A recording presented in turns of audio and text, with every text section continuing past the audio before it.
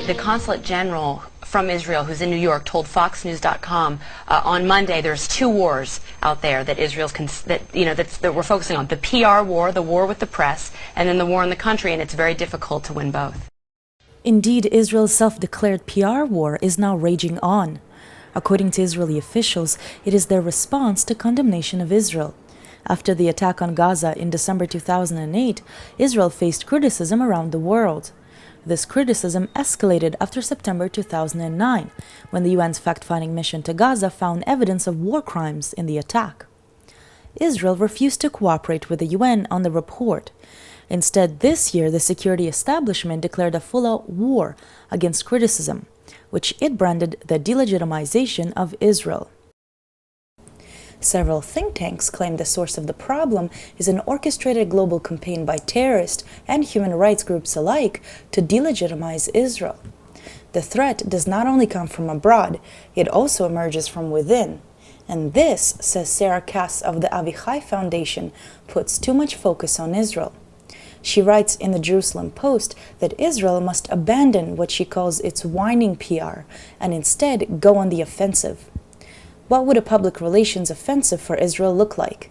Uniformly, unequivocally, relentlessly, and without sparing the gory details, focus on the enemy. The enemy, according to Israel's most influential think tank, the Reut Institute, is almost everyone who's critical. In preparation for this year's Herzliya conference, the Institute published a massive report entitled Building a Political Firewall Against Israel's Delegitimization. Every place has a brand.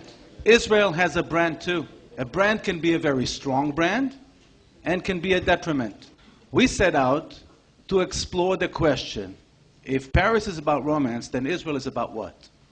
And what we discovered was very interesting. We discovered that universally, Israel's DNA is about the conflict, and the context within which Israel is being perceived is all about bad news. Whether you agree with Israeli policies or not, it's irrelevant. The conference is an annual gathering of Israel's security and military elite. Here, the report was taken with utmost seriousness. I agree that our main problem in the world today has become a legitimacy problem. It's not that people do not think that our policies are right. It's the people that question whether we should exist or continue to exist in the first place. We'll be more and more becoming the South Africa of the 21st century. The report's writers identified cities around the world where human rights groups have particularly strong support and isolated them. They urged Israel must be focusing on the hubs of delegitimization, such as London, as well as potentially Paris, Toronto, Madrid, and the Bay Area, and on undermining its catalysts. It also says that the hearts and minds of the elites, individuals with influence, leadership, or authority, are the battleground between Israel and its foes. To do this, the report says it takes a network to fight a network. And American lobbyists for Israel have taken this instruction seriously. I spoke to the president of the Zionist Organization of America, Morton Klein. He argues that American Jews must help Israel in its PR war. Well, of course, this is a very serious time of the delegitimization and demonization of Israel, where Israel, throughout the world, in almost all quarters, made to look like they are the new Nazis. It is a shocking development when you have one of the most human rights-loving countries in the world, Israel, who gives equal rights to all of its citizens, and yet the world acts as if Israel is horrible in human rights, and ignores the Arab world, who truly is horrible in human rights. Now you have people in the mainstream harming Israel's image, and it is one of the most serious problems, because this type of incitement against the people has been a predictor of murder and even genocides throughout history. So this is a very serious issue that we work on every day of the week. And I'm sorry to say Israel is not doing a good job. Klein's efforts, however, have been lost on American young Jews, at least according to this research paper. Published by Stephen Cohen and Ari Kelman for the Jewish Identity Project, the research concludes that in sharp contrast to their parents and grandparents, non-Orthodox younger Jews on the whole feel much less attached to Israel than their elders. These days, we find instances of genuine alienation as many more Jews, especially young Jews, profess a near total absence of any positive feelings towards Israel. But is all criticism of Israel equivalent to delegitimization? To answer this, Evan Shaishon, an Israeli analyst at the Reut Institute, who was central in the writing of the report, identified 4 categories of criticism, which he believes do qualify: challenging the two-state solution, promoting a double standard, demonizing Israel, or re-examining the 1948 war, the result of which was the creation of Israel. According to this analysis, not only do many Israeli historians and most Israeli human rights groups become automatic delegitimizers, but so do Israel's strongest supporters. The Zionist Organization of America, for example, is a strong opponent to the two-state solution.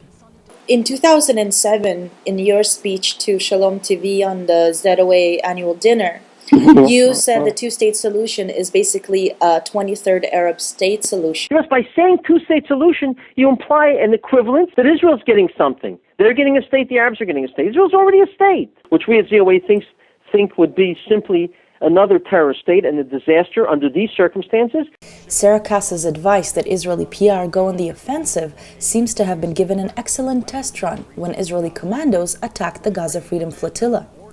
While the Israeli government bombarded media with their images and versions of the events, the army confiscated all the materials of those who were actually on board. At the same time, Israeli think tanks likened the activists to terrorists and called the flotilla a Hamas-allied effort. The deaths on board, however, still led to condemnation around the world, which inside Israel was blamed on poor PR. Anthony Lerman of The Guardian wrote that the focus on PR distracts from the main issues of the blockade on Gaza, the Israeli attack on the flotilla, and the deaths on board. The fact that so much attention is paid in Israel to the PR and media implications is surely deeply troubling evidence, albeit not exactly new, of the lack of a moral compass among the country's leadership. But the Israeli government says it's all about misunderstanding. To enlist support in its PR war, Israel once again conscripted its entire population. This campaign, entitled Masbirim, or Explaining, was aired on Israeli televisions before the summer, urging all Israelis who plan to travel abroad to paint a better picture of Israel. Bonsoir.